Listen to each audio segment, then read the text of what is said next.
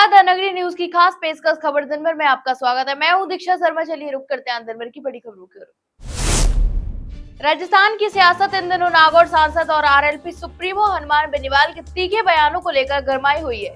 इतना ही नहीं, जयपुर में गुरुवार को आयोजित प्रेस कॉन्फ्रेंस में बेनीवाल ने कांग्रेस नेता सचिन पायलट पर सीधा हमला करते हुए उन्हें एयर कंडीशनर नेता बताया। उन्होंने कहा कि पायलट को गर्मी में बाहर निकलते ही एलर्जी हो जाती है, जबकि अशोक गहलोत पुराने राजनीतिक स्टाइल के नेता है। इसी वजह से राजस्थान में विपक्ष कमजोर होता जा रहा है और गठबंधन में होने के बावजूद भी कांग्रेस समर्थन नहीं दे रही है।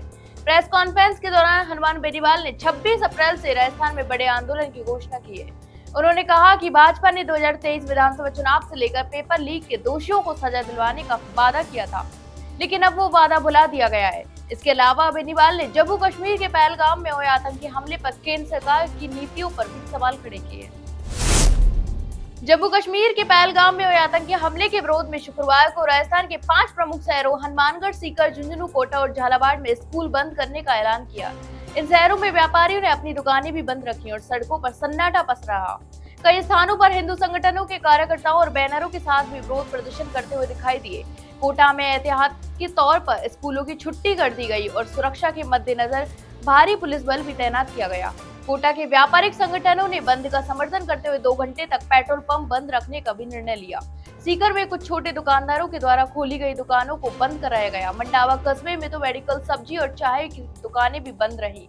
आमजन में भारी आक्रोश है और लोग हमले का बदला लेने तथा आतंकवादियों के खिलाफ सख्त कार्रवाई की भी मांग कर रहे हैं। राजस्थान में इन दिनों भीषण गर्मी के बीच मौसम का मिजाज तेजी से बदल रहा है। राज्य के कई शहरों में जिले में तापमान 40 डिग्री के पार पहुंच चुका है, जिससे लोगों को जनजीवन प्रभावित हो रहा है। वहीं कुछ इलाकों में तापमान में गिरावट भी दर्ज की गई है, जिससे थोड़ी राहत की महसूस की जा रही है। मौसम विभाग के अनुसार आने वाले दिनों में पश्चिमी राजस्थान में गर्मी और लू का प्रकोप बना रहेगा, जबकि पूर्वी राजस्थान में हल्की बारिश से राहत मिलने की संभावना है। मौसम विज्ञान केंद्र जयपुर के अनुसार पिछले 24 घंटों में सबसे अधिक तापमान बाड़मेर में 43.6 डिग्री सेल्सियस दर्ज किया गया, तो वहीं सामान्य से 3.3 डिग्री अधिक है। तो वहीं सबसे कम तापमान अंताबारा में 16.3 डिग्री सेल्सियस रहा। अधिकतर क्षेत्रों में हवा में नमी का स्तर 6 से 53% के बीच रहा। मौसम विभाग ने 25 अप्रैल को सीकर सहित 7 जिलों में लू का अलर्ट भी जारी किया है। हालांकि 26 अप्रैल को पूर्वी राजस्थान में बारिश की संभावना जताई गई है, जिससे कुछ हद तक राहत मिलने की उम्मीद है। राजस्थान के 10 ठिकानों पर ईडी ने छापेमारी की। यह कार्रवाई पंजाब नेशनल बैंक से जुड़े 25 करोड़ रुपए के धोखाधड़ी मामले से जुड़ी है। ईडी की टीम ने जयपुर, बीकानेर, हनुमानगढ़ और श्रीगंगानगर में एक साथ दबिश दी। ईडी सूत्रों के अनुसार शनिवार सुबह इन चारों शहरों में पीएनबी धोखाधड़ी मामले से संबंधित परिसरों पर छापे मारे गए। जयपुर में 3, बीकानेर में 2, जबकि हनुमानगढ़ और श्रीगंगानगर में कुल 5 ठिकानों पर ईडी की टीमों ने तलाशी अभियान चलाया। यह मामला श्रीगंगानगर के निवासी अमनदीप चौधरी और उसके साथियों के द्वारा पीएनबी से लिए गए 25 करोड़ रुपए के धोखाधड़ी वाले लोन से संबंधित है। इस बैंक धोखाधड़ी का खुलासा तब हुआ जब भ्रष्टाचार निरोधक ब्यूरो ने जोधपुर में अक्टूबर 2020 में इस संबंध में एक मामला दर्ज किया। इस जांच में सामने आया कि मुख्य आरोपी अमनदीप चौधरी ने अपनी पत्नी सुनीता चौधरी और ओम प्रकाश और अन्य सहभागियों के साथ मिलकर बैंक से धोखाधड़ी की। भारतीय सराफा बाजार में बीते कुछ हफ्तों की रिकॉर्ड तेजी के बाद अब सोने और चांदी की कीमतों में गिरावट का सिलसिला शुरू हो गया है। पिछले 3 दिनों में स्टैंडर्ड सोने की कीमत में 4000 रुपए तक की गिरावट दर्ज की गई। इससे अब 10 ग्राम 24 कैरेट सोने की कीमत घटकर 97,800 रुपए तक पहुंच चुकी है। तो वहीं चांदी की कीमत 1 लाख रुपए के पार बनी हुई है। हालांकि इसमें धीरे धीरे गिरावट के संकेत देखने को मिले। जयपुर सराफा बाजार में जारी ताजा भाव के अनुसार 10 ग्राम 22 कैरेट सोने की कीमत 90,900 रुपए, 18 कैरेट सोने की कीमत 78,700 रुपए और 14 कैरेट सोने की कीमत 63,000 रुपए प्रति 10 ग्राम हो गई है। चांदी की रिफाइंड कीमत 1,07,000 रुपए प्रति किलो एक दर्ज की गई। बांसवाड़ा में एसीबी एंटी करप्शन ब्यूरो ने एक बड़ी कार्रवाई करते हुए शहर के वकील और सीआई सर्किल इंस्पेक्टर को गिरफ्तार किया। वकील का नाम शरीफ खान और राजा तालाब थाना के अधिकारी दिलीप सिंह है। एसीबी ने वकील का 2.5 लाख रुपए की रिश्वत लेते हुए रंगे हाथों पकड़ लिया। जानकारी के अनुसार वकील ने सीआई के नाम यह रिश्वत ली थी। यह मामला उस समय सामने आया जब पुलिस के द्वारा एक व्यक्ति की संपत्ति की कुर्की की कार्रवाई की गई थी और कुछ वाहनों को भी जब्त किया गया था। वकील ने शेष संपत्ति और वाहन को जब्त न करने के एवज में रिश्वत की मांग की थी। सौदा 3.5 लाख रुपए में तय हुआ था। इसके बाद एसीबी ने पूरी कार्रवाई और वकील को गिरफ्तार कर लिया। इस गिरफ्तारी के बाद एसीबी ने वकील और सीआई को कानून के दायरे में लाकर कार्रवाई शुरू कर दी। यह घटनाक्रम बांसवाड़ा में भ्रष्टाचार को खत्म करने की दिशा में महत्वपूर्ण कदम माना जा रहा है। राजस्थान के झुंझुनू जिले में anti terrorist front of India के अध्यक्ष मनिंदरजीत सिंह बिट्टा ने जम्मू कश्मीर के पहलगाम में हुए आतंकी हमले पर तीखी प्रतिक्रिया दी। इस मौके पर उन्होंने कहा कि यह हमला देश की शांति और स्थिरता पर सीधा प्रहार है। उन्होंने कहा कि अब समय आ गया है कि भारत के नागरिकों और इजरायल की तरह मौत का कफन सर पर बांधकर देश की सुरक्षा के लिए तैयार रहे। इतना ही नहीं, बिट्टा ने यह भी कहा कि यह हमला उस समय हुआ जब प्रधानमंत्री नरेंद्र मोदी और गृह मंत्री अमित शाह के नेतृत्व में देश में अमन और शांति का माहौल स्थापित हो चुका था।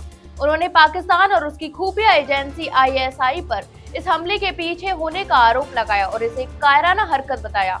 बिट्टा ने दावा किया कि अमेरिका, रूस, ऑस्ट्रेलिया और इटली, फ्रांस जैसे आज भारत के साथ खड़े हैं। उन्होंने कहा कि अब हमारी एक ही मांग है कि हमें पाकिस्तान के अधिकृत कश्मीर चाहिए। यही नहीं, बिट्टा ने दो टूक जवाब में कहा कि चाहे भारत को कितना भी नुकसान क्यों न सहना पड़े, लेकिन पाकिस्तान को सबक सिखाना जरूरी है। जम्मू कश्मीर के पहलगाम में हुए आतंकी हमले के खिलाफ देश भर में आक्रोश की लहर देखने को मिल रही है। इसी क्रम में राजस्थान के बांसवाड़ा और नसीराबाद जिले में लोगों ने विरोध प्रदर्शन करते हुए राष्ट्रपति के नाम ज्ञापन सौंपा। इस मांग पत्र में उन्होंने पहलगाम की हृदय विदारक घटना की कड़ी निंदा करते हुए कहा कि आतंक के खिलाफ कठोरतम कार्रवाई और दोषियों को सख्त से सख्त सजा देने की मांग की। इससे समाज के प्रतिनिधियों ने कहा कि आतंक का कोई धर्म नहीं होता और ऐसी घटनाएं पूरे देश की एकता और अखंडता पर हमला करती हैं।